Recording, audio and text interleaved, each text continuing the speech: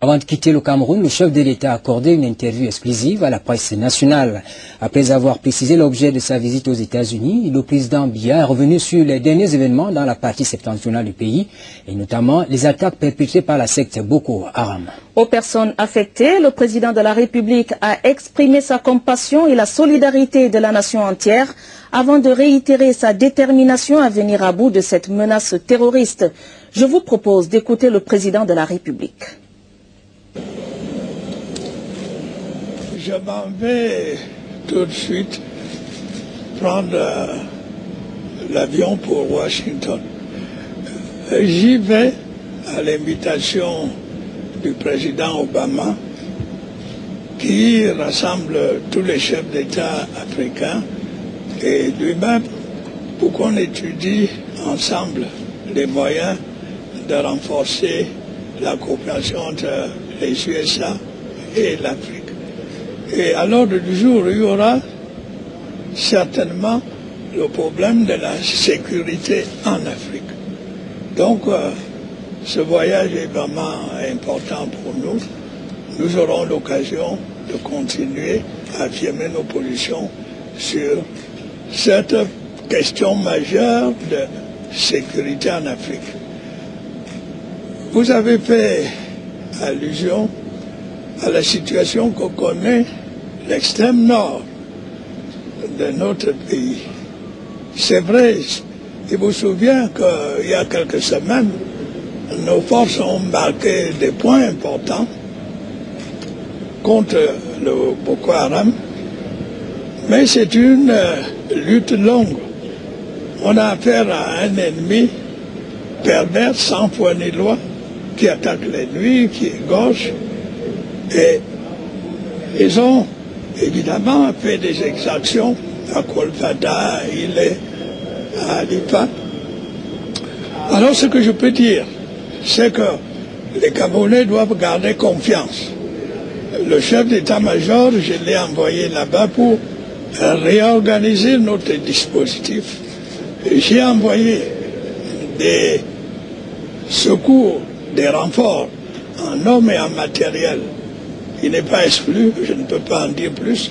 Nous avons renforcé notre potentiel et je crois que les jours à venir montreront que nos efforts pour organiser une riposte et une défense de notre territoire sont efficaces. Permettez-moi d'ailleurs de saisir cette occasion pour dire à nos frères, à nos compatriotes de l'extrême nord qui ont subi les sévices, les deuils, pour les assurer de la compassion et de la solidarité de toute la nation camerounaise.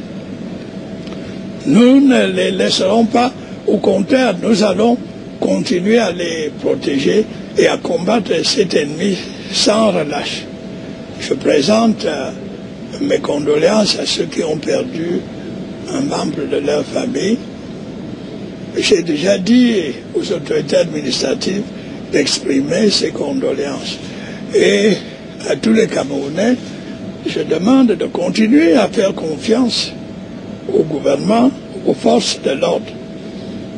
Je salue également nos soldats, dont certains sont tombés, qui ont fait montre de patriotisme, de bravoure. Et je les encourage à aller de l'avant. Pour tous les Camerounais, je dis ceci, dans la vie d'une nation, il y a des moments difficiles. En ces moments-là, il faut faire preuve de courage, de solidarité et de patriotisme. Pour ce cas précis, je dis que le Cameroun a eu à traverser d'autres épreuves, on a eu à lutter contre ce même Nigeria pour Bakassi. Avant, on a éradiqué les maquis, un mouvement révolutionnaire, on est venu à bout des villes mortes. Ce n'est pas le Boko Haram qui va dépasser le Cameroun. Nous continuons le combat et nous les vaincrons. Mon voyage me permettra également de continuer la lutte au niveau international parce que c'est un mouvement terroriste international. Il faut donc aussi le prendre à l'international. Nous y verrons le président Goodluck, le président Obama, bien sûr, ceux du Niger et du Tchad, pour asseoir ensemble une stratégie régionale. Je vous remercie. Merci, Monsieur le Président. Aux personnalités présentes au pied de l'avion. Présence significative ici, celle du chargé d'affaires de l'ambassade des États-Unis dans notre pays, Mark McKeever. Une vingtaine de minutes avant 13 heures, le Boeing ayant à son bord Paul Chantal Biya quitte définitivement la piste de l'aéroport international de Yaoundé-Simalène, direction Washington DC.